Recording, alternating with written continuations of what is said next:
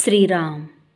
साधक हो, सध्या आपण श्री ब्रह्मचैतन्य गोंदवलेकर महाराज यांचे थोर शिष्य परमपूज्य श्री तात्यासाहेब केतकर यांच्या चरित्राचा आस्वाद घेत आहोत.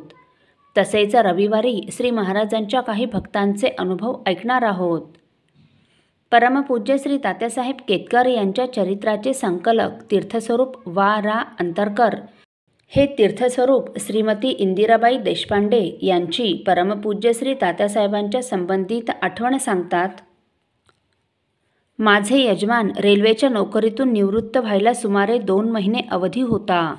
आमचा मोठा मुलगा त्यावेळी कलकत्त्यास होता. निवृत्त झाल्यावर सर्वजण मजकडेच कलकत्त्यास राहायला या असे त्याने कळविले. मोठा मुलगा या नात्याने त्याने आपले हे कर्तव्य केले. त्याप्रमाणे त्याचे वडीलही या गोष्टीस प्रतिकूल नव्हते. पण त्यावेळी आमचा संसार अर्धाच झालेला होता.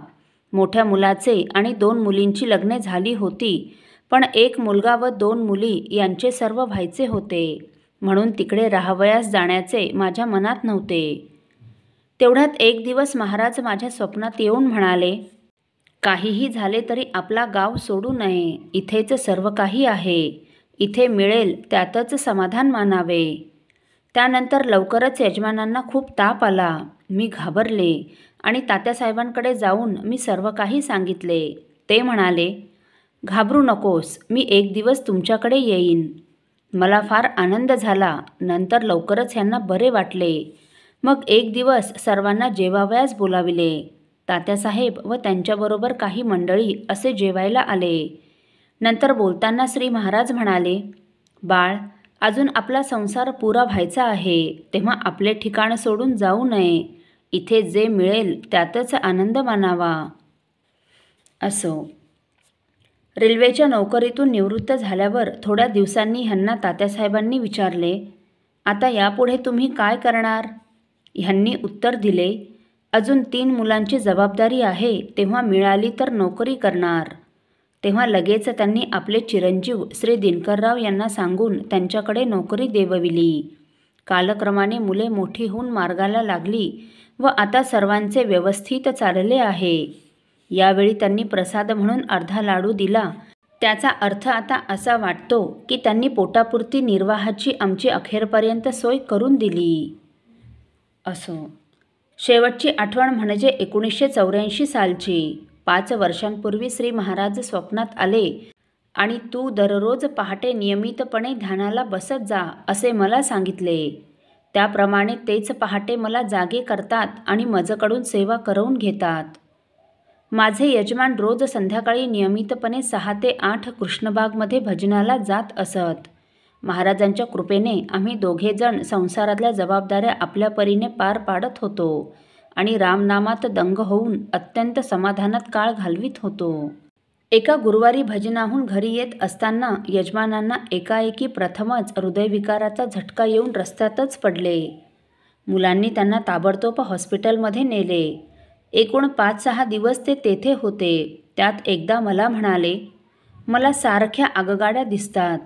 मी त्यांना म्हटले, जन्मभर रेल्वेची नोकरी केली त्यामुळे असे होते.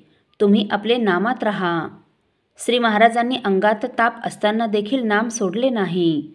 त्यांची योग्यता मोठी असली तरी आपलीही अल्पतरी असेलच की नाही? त्यावर ते म्हणाले, इंदिराबाई, मी अजपाजप करतो. तुम्ही कुणीही माझ्याशी बोलू नका. तुम्ही माळ घ्या आणि घरी जा. त्या रात्री मी घरी गेले आणि झोपले. घरात एकटीच. रात्री 1:30 वाजता महाराजांनी माझ्या खाटेजवळ येऊन मला जागे केले आणि सांगितले, मी आहे, तू काळजी करू नकोस. त्याच क्षणी माझ्या मोठ्या मुलाने दार ठोठावले. मला धक्का बसून मी जागी झाले व दार उघडले. तो म्हणाला, आई, अण्णा महाराजांकडे गेले. मला हे ऐकून किती दुःख झाले ते शब्दांनी कसे सांगू. परंतु महाराजांच्या इच्छेपुढे इलाज नाही. त्यांच्या कृपेने ह्यांना चांगले मरण आले असेच म्हटले पाहिजे. तात्यासाहेब सांगत असत त्याप्रमाणे ह्यांनी रामनामाच्या बळावर आयुष्याची बाजी जिंकली. त्यांच्या मागेही महाराजच सदैव माझ्या पाठीशी आहेत असा वारंवार अनुभव येतो. असो. साधक हो, पुढील भागात आपण तीर्थस्वरूप श्रीमती अक्का चिवटे यांची परमपूज्य श्री तात्यासाहेबांच्या संबंधित आठवण ऐकणार आहोत. श्रीराम समर्थ. आपल्यातील कोणा श्रींच्या भक्तांना श्रींचे काही अनुभव आले असतील तर कृपया आपण मला ते 9422843253 अथवा सुनीलदादांच्या 9892608401 या व्हॉट्सअप नंबरवर कळवावेत अशी नम्र विनंती. श्रीराम समर्थ.